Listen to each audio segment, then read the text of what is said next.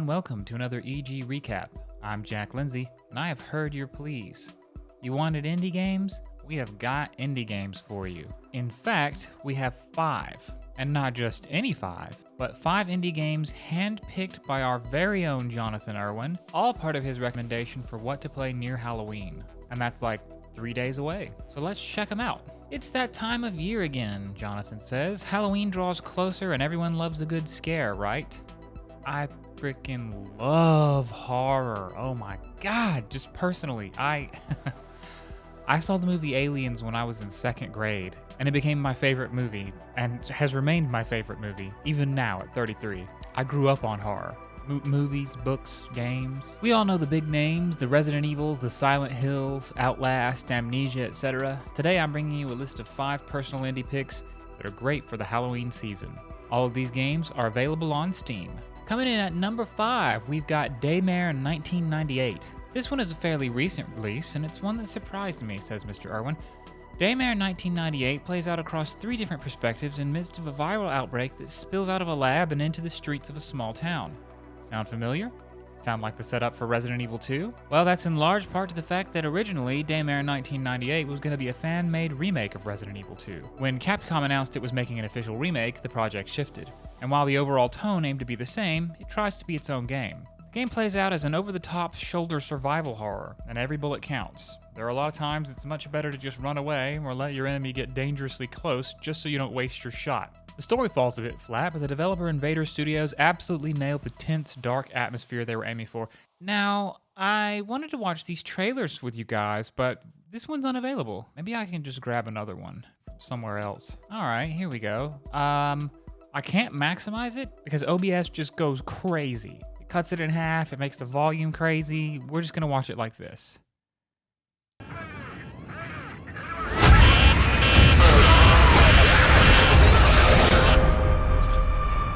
The nightmares from that day never let go. Neither did the wounds. I survived hell once. The whole town is gone. That freak creature, I've never seen anything like that. It's not like the others. Can anyone hear me? But I left the gate wide open. Leave the town and search. And this time, the devil has come to claim his due.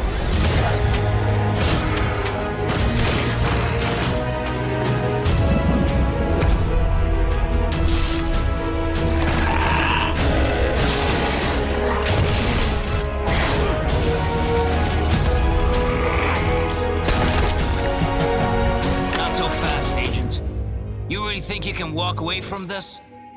Sandman. How is this possible?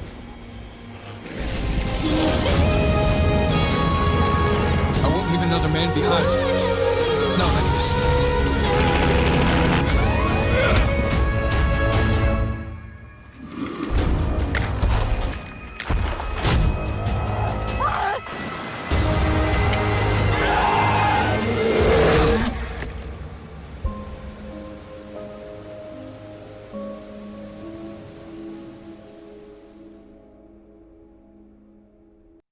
And now that I'm here, why don't I just go ahead and fix that broken link in the article? Did it work? No. This looks like a job for future Jack. Bam, fixed it. Yeah, story and faces look a little clunky, but if you think it looks fun, you can pick it up for $29.99 on Steam. At number 4, we've got Zombie Night Terror. Life as a zombie can be a lonely one to start. Or unlife, I guess. That's why it's important to gather as many friends as possible. That's where you come in. In Zombie Night Terror, you're the brains behind the zombies who want to eat the brains. Before you begin spreading your chaos, it's important to study the layout of the maps and the placement of the NPCs within them. Time it right and begin your infectious crusade. It's incredibly simplistic but addictingly fun. Think of it as a far more hands-on Pandemic. Well, that was fun. Rather than perfecting a disease to release on the populace, you just pick your patient zero and take on the map as an individual challenge. It gets over the top and silly very quickly, but it's addictive fun. Well, let's check it out.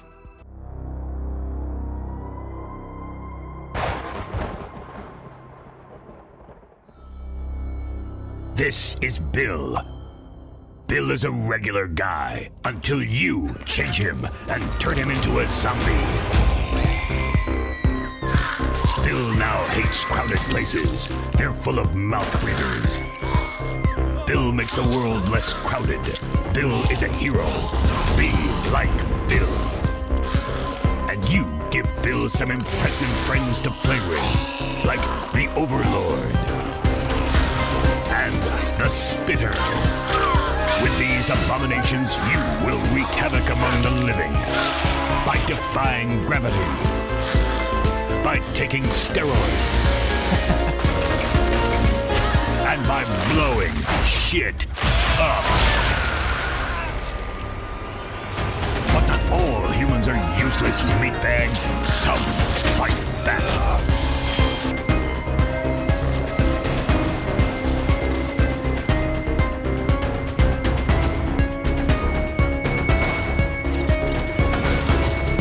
This summer, the only way to survive the zombie apocalypse is to be the apocalypse.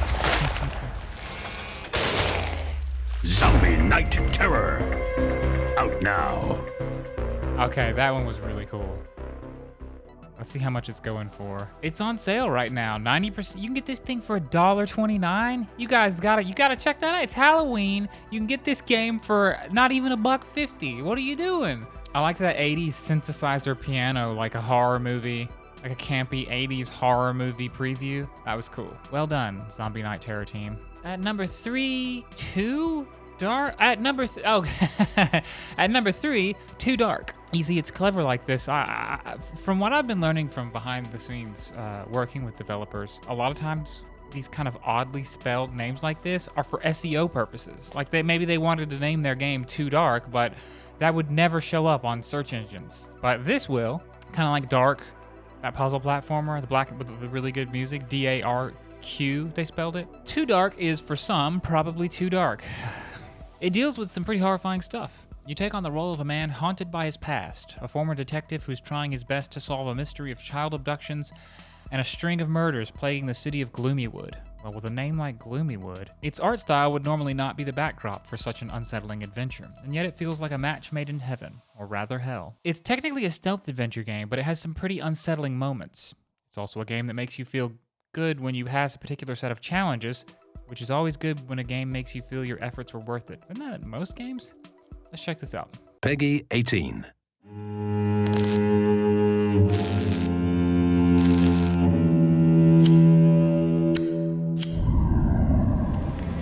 See you later, darlings.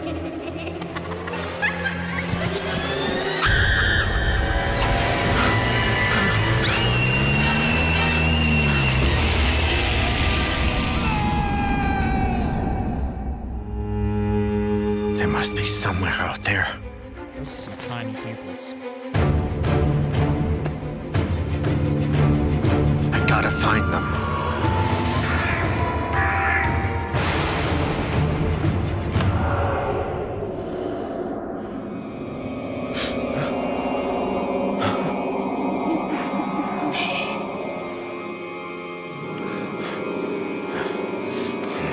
I'm onto something here.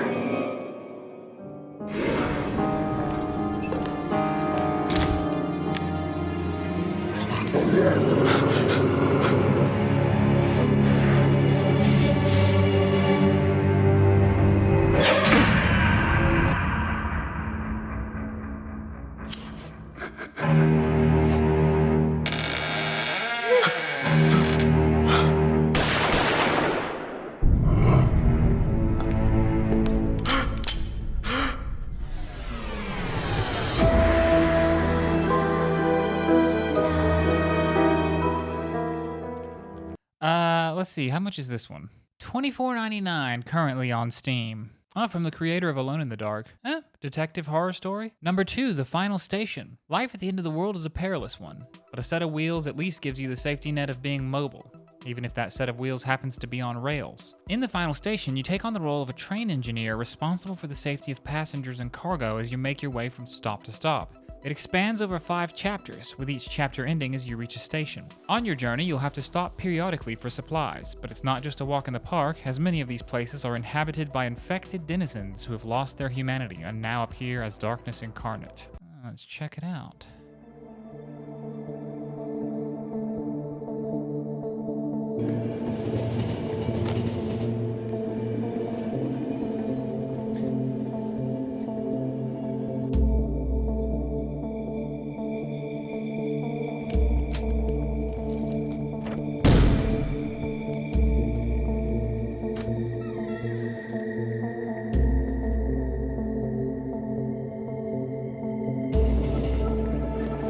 Cool music.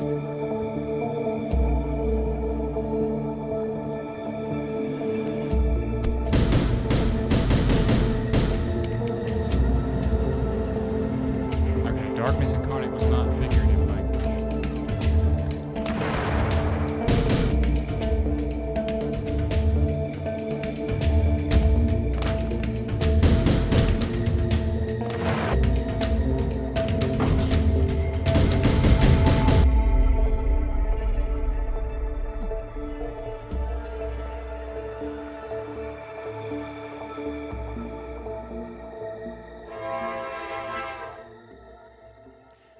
Well, that's kind of neat. Let's see how much it is. The final station is $14.99 right now on Steam. But coming in first place, we've got SCP Secret Laboratory. The #1 game on my list for indie games for Halloween also happens to be a free game. Oh, you can't beat that. And it's a multiplayer experience. SCP Secret Laboratory is a game based around the secure, contained, protect phenomenon that took hold of the internet a few years ago. It still seems to have a firm grasp on it. SCP has always been based around the existence of strange objects and creatures in top secret facilities, and has lent itself to the creation of everything from creepypasta stories and several video games, even going so far as to being an inspiration for the recently released Control from Remedy Entertainment. SCP Secret Lab divides players up into one of several roles, either as a prisoner, a scientist, a guard, one of two cleanup crews with different goals, or one of several creatures called SCPs. Oh, well, that's what you would always want to be, right? At the beginning of each match, one or more creatures have broken containment along with all the prisoners. Each team has a different goal, and over the course of a match, you may have...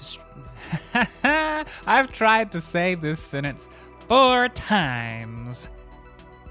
Each team has a different goal, and over the course of a match, you may find... Oh my god.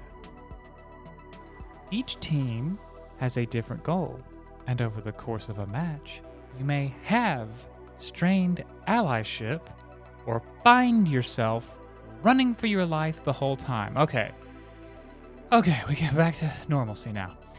I've only recently started playing this game in the last month, but I'm absolutely hooked. There was one moment in particular that I think serves as a good basis for some of the intense moments you can have in this game. Playing as a prisoner, a group of us were making our way through the facility trying to find our way out. When we rounded a corner, we ran into one of the militarized cleanup teams, and the bullets started flying. As we started running, we were picked off one by one, but as I made it through a door, it suddenly shut behind me. A player playing as an SPC took control of the facility's electronics. They shut the door and locked it behind me, and then I heard more gunfire. I heard an agonized screaming, and then all at once, the gunfire stopped and the screaming started getting further away. They were killed by a player using a creature known as the Shy Guy, which screams bloody murder and slaughters everything in its path when angered. It was in that moment that I was sold on the game. Being a free title, you definitely owe it to yourself to try it out. I suggest taking a peek at the all-time gaming servers in particular, as they seem to be a fun group to play with. Let's check this out.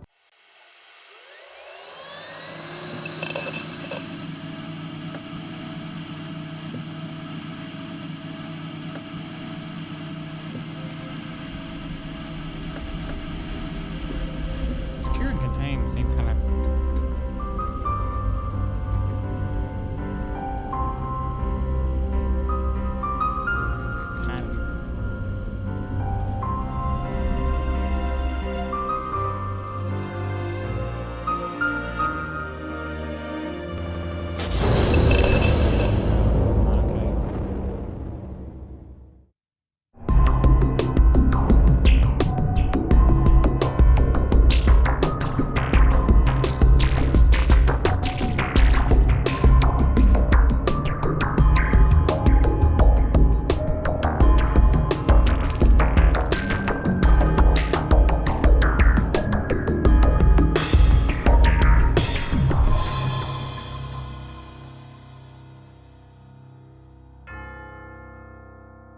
Kind of a minimal trailer, but the concept sounds cool and it's free. You can't beat free. But there you go. 5 indie games, 5 indie horror games that you can play in the spirit of Halloween. One of them's free, one of them was like $1.25. We thank you, Jonathan Irwin, for bringing this bounty of information to us so close to Halloween. That about does it for today's EG Daily.